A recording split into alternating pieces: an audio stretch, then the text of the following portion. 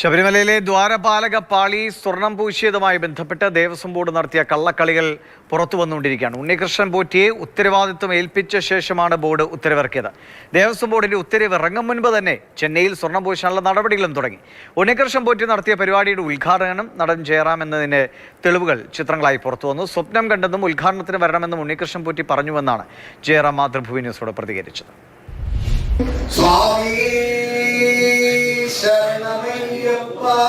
ശബരിമലയിലെ സ്വർണം ചെമ്പാക്കി മാറ്റിയ വൻ അട്ടിമറിയിലെ തിരക്കഥയിലെ ചെമ്പ് തെളിയുകയാണ്.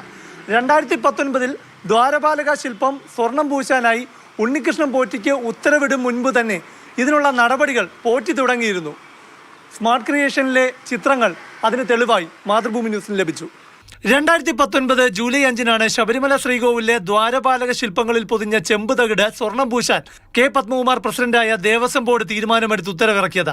സ്വർണം പൂശൽ ഉണ്ണികൃഷ്ണൻ പോറ്റിയെ ഏൽപ്പിച്ച തീരുമാനം തിരക്കഥയായിരുന്നു. ഉത്തരവ് വെറും പ്രഹസനവും. കാരണം സ്വർണം പൂശുന്ന പ്രവൃത്തി ചെയ്ത ചെന്നൈയിലെ സ്മാർട്ട് ക്രിയേഷൻസ് അവരുടെ പേജിൽ ഒരു വെളിപ്പെടുത്തൽ നടത്തിയിട്ടുണ്ട്. ശബരിമല ക്ഷേത്രത്തിലേക്കുള്ള സ്വർണ്ണ പ്ലേറ്റുകളുടെ ഉദ്ഘാടനം നടൻ ജയറാം ഉദ്ഘാടനം ചെയ്യുന്നതിന്റെ വിവരവും ചിത്രവുമാണ് പരസ്യപ്പെടുത്തിയത്. അത് 2019 ജൂൺ 19 അതായത് ദേവസ്വം ബോർഡ് സ്വർണം പൂശാനുള്ള ഉത്തരവിറക്കും മുൻപ്.